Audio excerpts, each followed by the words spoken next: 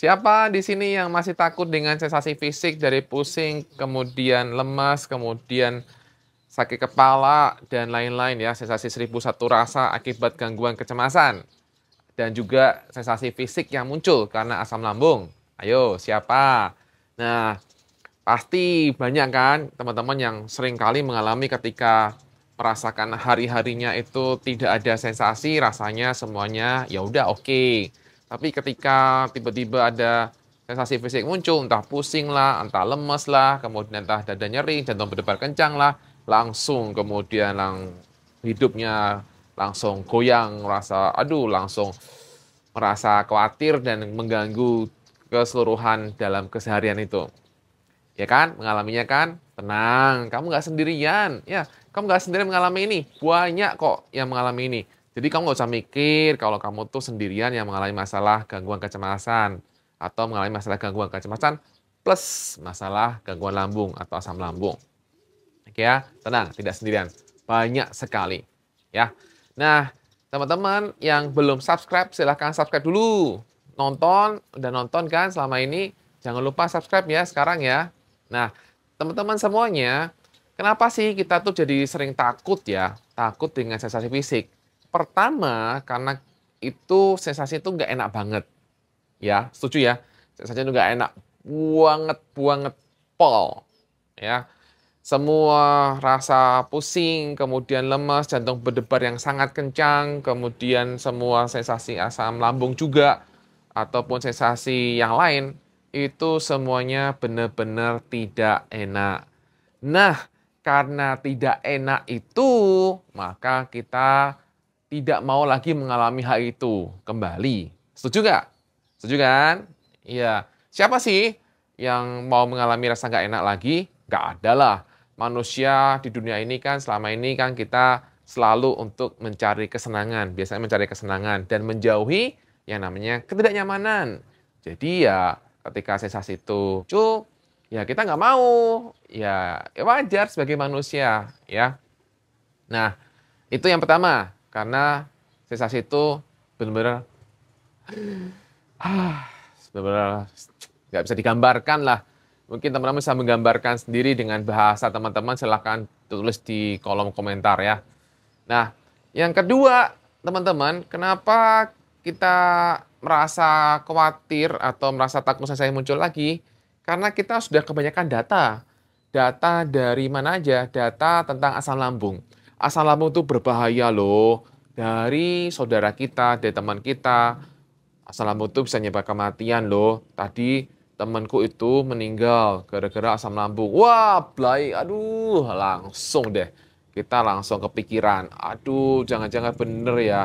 Nah, data yang kita dapatkan dari teman itu, kemudian kita nggak filter, dan kemudian kita percaya. Padahal asam lambung itu tidak menyebabkan kematian.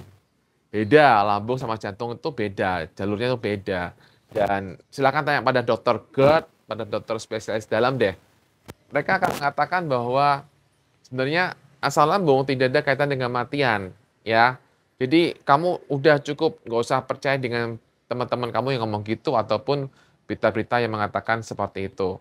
Nah, kemudian data yang lain adalah data bahwa ketika sensasi itu muncul, berarti itu akan mau mati.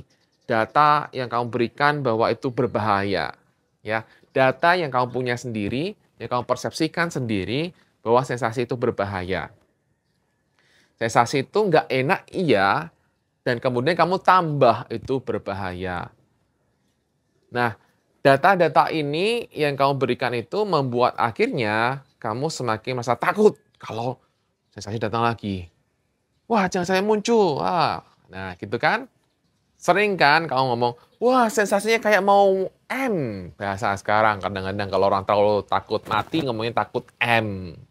Wah sensasinya benar-benar kayak mau pingsan. Iya, sensasi itu membuat kamu kayak seolah-olah miring gitu kan. Miring atau mungkin goyang-goyang seperti itu. Tapi sebenarnya tubuh kamu nggak goyang. Tubuh kamu juga sebenarnya nggak sampai yang gini-gini, miring-miring kayak gini sih enggak sih. Setidaknya aja. Tapi kamu merasakan kayak bener-bener kayak mau apa ya kayak di atas kapal dan kayak mau jatuh gitu. Ya, sensasi itu real, nyata. Oke Oke, sekali lagi, sensasi itu real, nyata, dan memang terasa, ya. Tapi berkali-kali saya ucapkan adalah kamu tidak pernah ngalamin yang kamu takutkan itu kan. Nah, jadi karena sensasi itu kemudian merasa seakan itu, ya kamu semakin khawatir dengan kalau sensasi fisik itu muncul. Kemudian yang ketiga yang membuat kamu semakin takut adalah karena muncul terus. Nah kalau cuma munculnya seminggu sekali mungkin nggak mikir ya, atau munculnya mungkin sebulan sekali mungkin nggak mikir ya teman-teman, bener nggak? Nah kalau misalnya ini terjadinya tiap hari terus-terusan, ya pasti kamu mikir kan, iya nggak? Bener ya? Nah, jadi ya seperti itu. Karena sensasi ini muncul terus-menerus, dan kemudian yang terjadi adalah jadinya kayak mengganggu aktivitas. Jadi kamu rasanya nggak bisa benar-benar kerjaan tuh nggak bisa fokus dalam kerjaanmu. Kamu merasa bahwa dalam kerjaanmu kamu jadi serba nggak nyaman, nggak bisa mencapai potensi terbaikmu untuk kamu bisa selesaikan masalah yang sebelumnya kamu bisa selesaikan masalah dengan sangat cepat, sekarang kamu jadi kayak Lola gitu kan. Yang sebelumnya bisa selesaikan masalah kamu dengan sangat cepat, sekarang butuh waktu yang lebih lama dibandingkan sebelumnya. Kamu merasa kinerja kamu turun. Dan kalau kemudian kamu di rumah tangga, mungkin kamu seringnya jadi mager, malas gerak gitu ya. Seringnya jadi merenungnya bukan merenung yang baik, tapi merenungnya adalah yang aduh, kenapa hidupku begini? Kenapa aku mengalami ini? Ya, kayak gitu. Selama ini yang kamu lakukan adalah berusaha berpikir positif, tapi rasanya nggak bisa. Berusaha berpikir positif, tapi rasanya terus kalah dengan, aduh, kenapa-kenapa gitu ya. Berusaha berpikir positif, tapi selalu nggak bisa, selalu kalah. Rasanya kekuatan pikiran itu selalu menakuti, lebih besar lagi. Rasanya pikiran seram terus berbicara di otakmu. Wah, gini loh, nanti kalau gini loh, nanti kalau gini loh. Nah, ya kan? Dan itu membuat kamu jadinya semakin takut dengan sensasi fisik yang terjadi dalam tubuhmu. Yang mau saya katakan lagi teman-teman, mau itu sensasi asam lambung ya, maupun itu sensasi karena kamu gangguan cemas, itu semuanya aman. Ya, itu aman. Tapi seringkali memang banyak orang yang belum bisa merasa aman. Itu masalahnya. Walaupun sudah dikasih tahu sama dokter nggak apa-apa, ya. Walaupun sudah ada kejadian atau pengalaman bahwa memang nggak apa-apa, ya kan.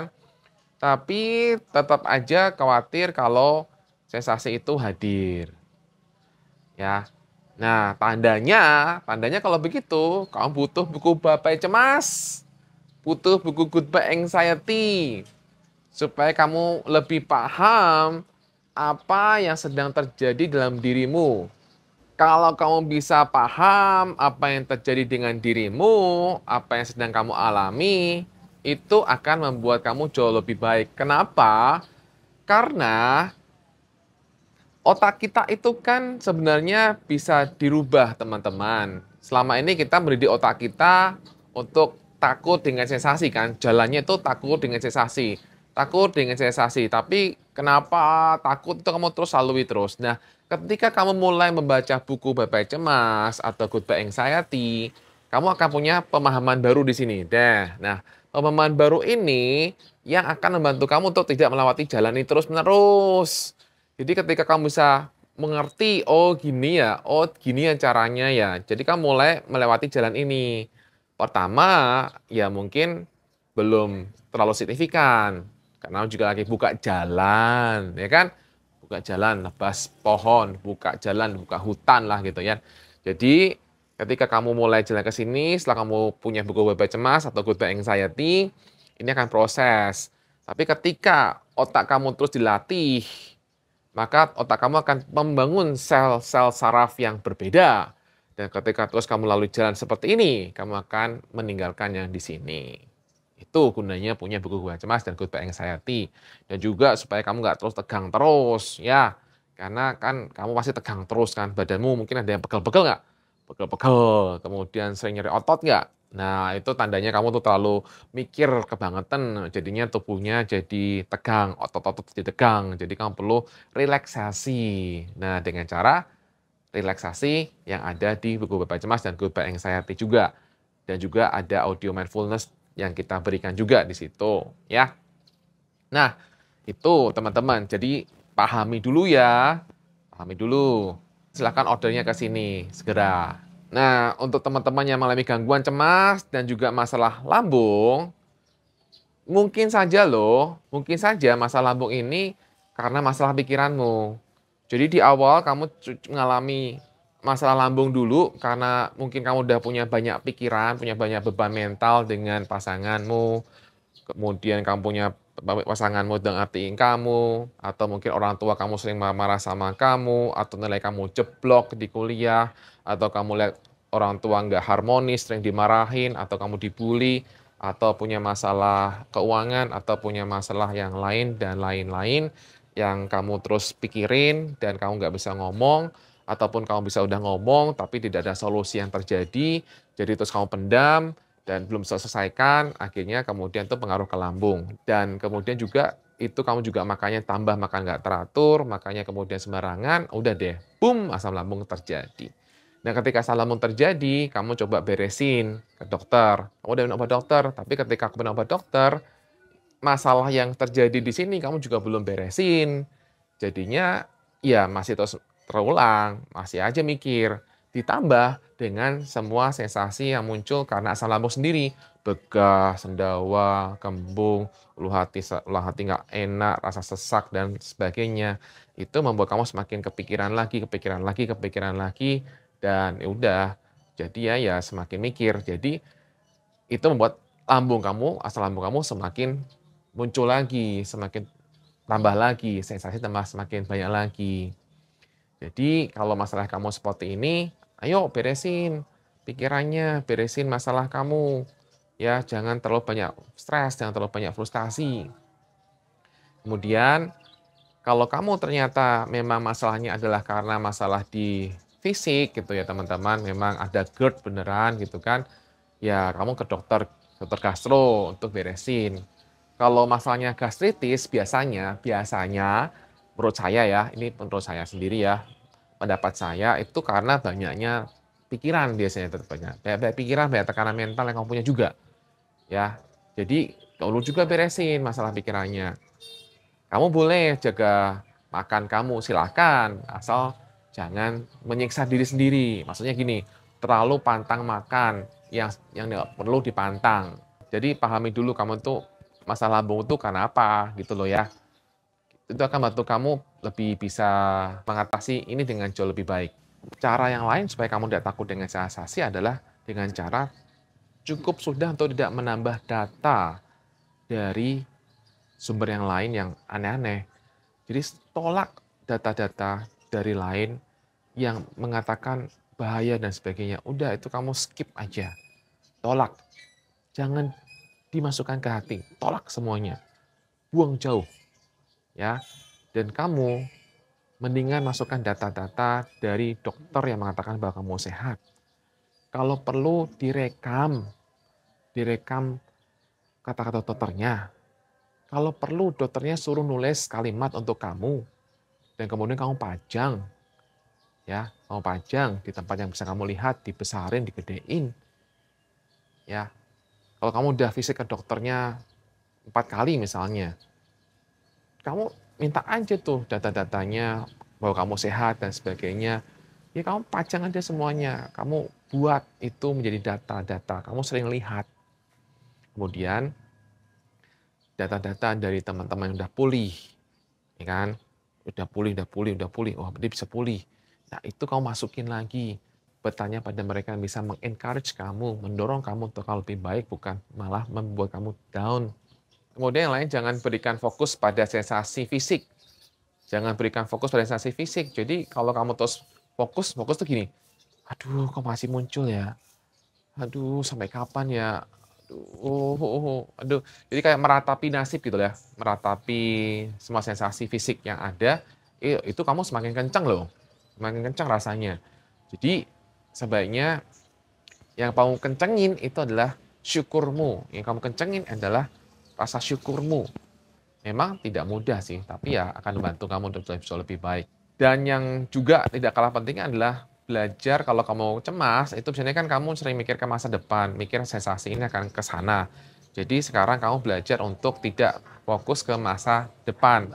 Nah, yang perlu kamu lakukan adalah kamu bisa dalam keseharian kamu mulai belajar mengarahkan pikiran ke masa sekarang.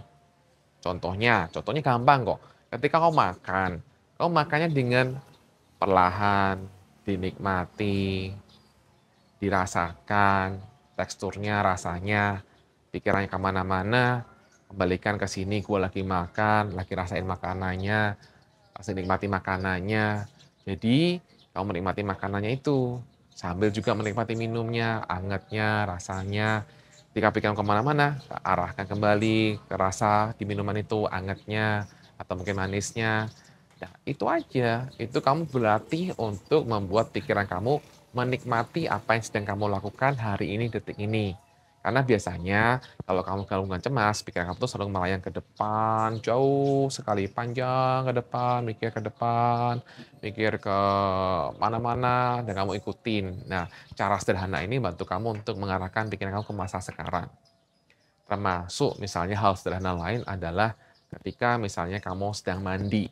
Sedang mandi juga sama, kamu rasakan, sadari ketika kamu ambil gayung, ketika kamu mengguyur air, rasakan dinginnya, sadari itu, rasakan itu perlahan, nikmati, ketika pikir kemana-mana, kembalikan ke sini lagi, bahwa gua lagi sedang mandi, gua lagi gayung, gua lagi sabunan, sadari buih yang muncul, perhatikan buih yang muncul, lembutnya sabun, dan semua itu teksturnya kamu sadari, kamu rasakan dalam setiap aktivitas kamu. Nah, ini yang akan membantu kamu untuk tidak membiarkan pikirannya ke masa depan terus. Jadi aktivitas-aktivitas sehari-hari itu kamu bisa lebih present atau bisa lebih ke masa sekarang. Jadi kamu tidak akan mengikuti umpan-umpan pikiran yang seringkali datang yang kamu tangkap kemudian jadi cemas deh. Gitu ya. Itu akan bantu kamu. Oke, demikian teman-teman, semoga yang saya bahas bisa bermanfaat bagi semuanya dan praktek ya, jangan lupa praktek. Dan bagi yang belum subscribe silahkan subscribe juga. Demikian teman-teman, salam bye-bye cemas.